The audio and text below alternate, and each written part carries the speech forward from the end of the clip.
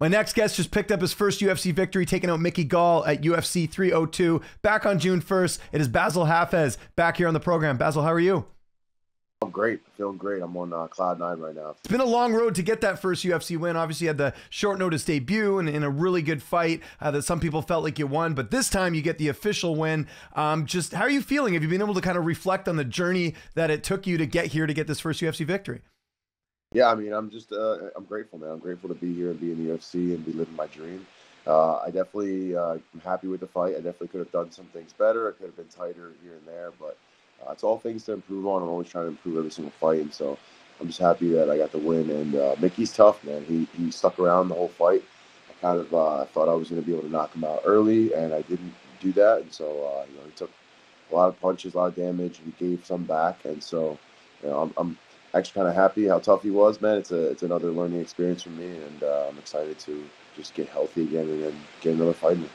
You just mentioned there you thought you might be able to knock him out early. Did the fight kind of play out how you thought it would, or did it end up completely different? I mean, I saw it going two different ways. I saw him being able to maybe take my punches because he's had a full proper camp and, staying there all 3 rounds, which he did. And I had a, thought in my mind that maybe I could try and get him out early, but he was super tough and durable and, he stuck around. Nothing I can hate on. It's just the way the sport is. You don't always get a knockout. So I just made sure that I was ready all 3 rounds, and I did that. I feel like I pushed it third round, maybe a little gassed a little bit in some areas, but I think partially some of that might have been mental too. And I'm happy that I was able to get the win, even though it's by decision, by unanimous decision, and be able to stick around and be there all 3 rounds. Looking back on the card, judging was a bit of an issue for some of the fights. Was there any concerns when you went to the scorecards that it might go the other way? There's always that thought. That's always that thought. And that's why I went for that takedown in the 3rd round at the end, just to try and seal it, cement it a little more. Just it's actually pretty funny. When I took him down and I hit that takedown in the end of the 3rd round, and I go to pass the knee slice over the side control, he goes, "Come on, man, you're taking our bonus away." And so I didn't respond, but in my head I'm like, yeah, you know what, you're right. And then I heard the 10-second clacker, and I was like, nah, fuck that. So I just let's just stand up, let's do it. So I let him stand up, and then I was like, let's go at it. And he was ready to go, and we did that. And respect to Mickey, man. He's a tough guy. He showed up game that night ready to die on his shield the same way I did. So I'm excited that I was able to get the win, and he was a lot more durable in that fight than I thought. How do you celebrate after that first UFC victory? What'd you get up to after the fight? Oh man, just eat. I've just been eating so much food. I feel like I put on like 15 pounds already from the fight night. There you go. Yeah, I had so many spots in New York. I went and ate. I had a couple friends that came down. We had a little watch party. I got to watch the rest of UFC 302 with some people at One Republic. Shout out to them in North Arlington in North Jersey. And they housed us there. We hung out, me and my team. Got to eat, got to watch the rest of the fights, and then the next day, Sunday and Monday, has been just eating all kinds of food: pizza, desserts, shawarma, everything. I haven't left not one bit of food I haven't touched. Yeah, that's good. And I imagine you're back home right now, or are you back in Colorado already? No, I'm still in Philadelphia. I'm actually here for another week or so. I planned on being here for a little bit of time after the fight to hang out with friends, family, see sponsors. All my friends and family, everyone I really know for the most part is from Philadelphia. And so I'm just having some much needed family time and I guess a mini vacation. And then once I get back to Colorado, back to work, back to healing up and hopefully getting another fight soon. I don't know if you came out unscathed from the fight, but when do you want to have your next fight? I know we're just a few days removed, but do you have an idea when you want to get that next fight? I got a little bit of bruising. It looks a lot better today. Yeah. A nice little bump in the back of my head. It's almost all the way down from one of the spinning shots I threw with bad timing, and he came in with like an elbow.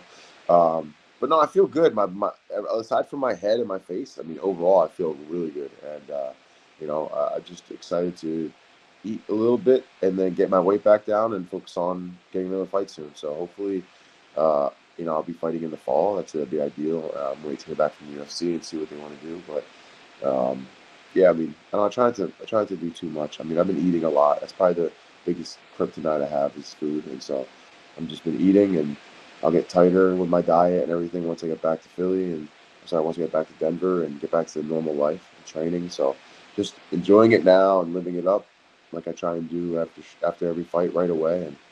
And I'll get back to everything probably within a week or two. Who do you want to fight next? And any ideas, or you just leave that up to your coaches and your management and kind of figure it out from there? I'll leave that up to the UFC.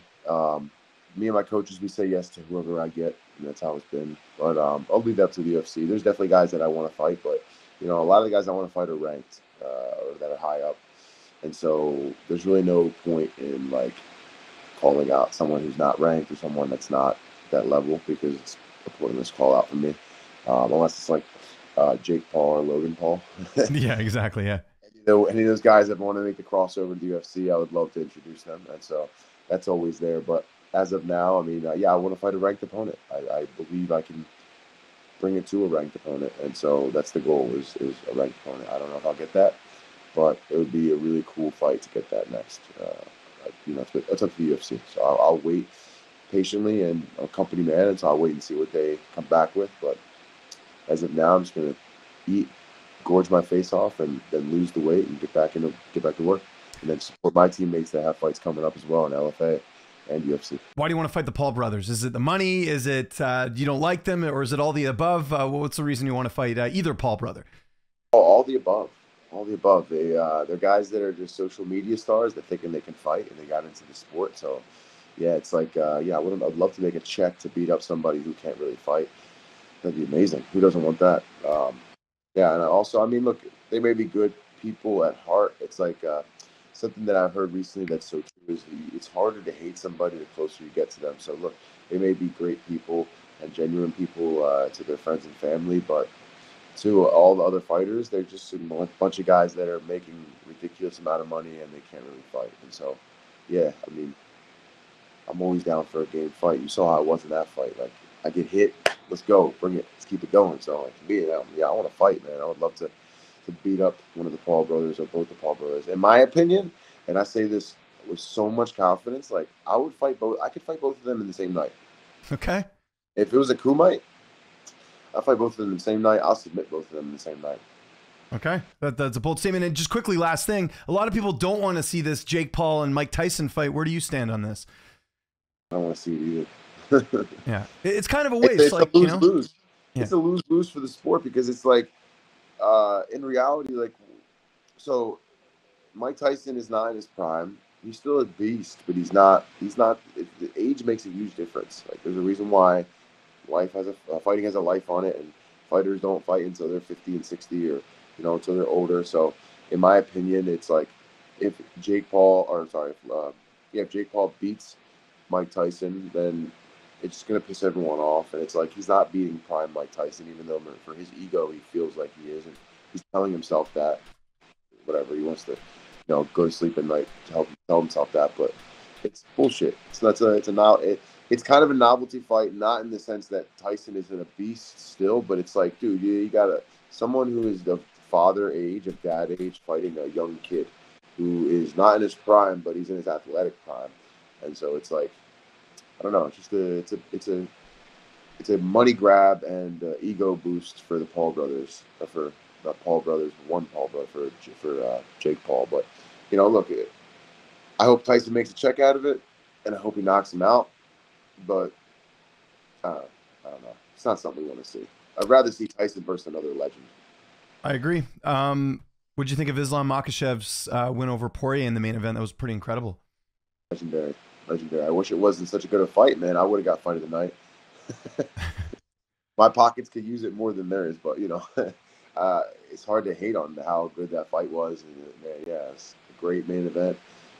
Poirier showed up ready to fight. He was game for that night, and it showed in the fight, throughout the fight, how durable that he was. And Makhachev showed why he's the pound-for-pound GOAT, or second top pound-for-pound GOATs right now. So, Islam, great performance, great fight. You took the opportunity after your fight to speak what's going on in the world right now. I was curious. A lot of Muslim fans must have really appreciated that. What's been the feedback like from them after your win on Saturday, talking about Palestine? Yeah, I mean, it's been great feedback. Everyone has really shown me a lot of love. I have gotten pro-Israeli, message death threats and crazy negative things, talking about how they wish I died in the octagon, or like talking about my parents, my dead parents, is really low level scumbag activity that they wouldn't do if they saw me in person. And I really Yeah. wish they saw me in person just so I can react on it. But I'm trying to be a better person, and what I'm going to say is that at the end of the day, look, the hatred may come out, but to have hatred for someone speaking on a subject that's about human life, to me is ignorant. Like at the end of the day, what matters most is human life, and innocent lives are being lost, and innocent people are being killed.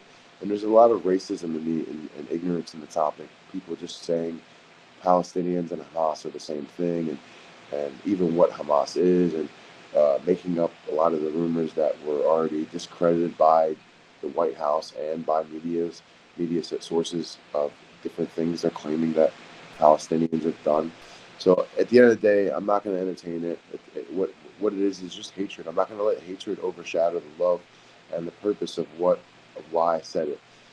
If it was in any situation, if it was current day Holocaust happening, I would be on the side of the Jewish people. And it's not about a religion or race thing. I'm Middle Eastern and I have Palestinian cousins, so it hits home for me. But at the end of the day, it's about the loss of innocent life, and that's what matters the most. Is there shouldn't be the loss of innocent life for money and power and greed, and especially powered by racism. So I'm always going to stand for innocent people being genocided, same way that I would stand for Armenians being genocided.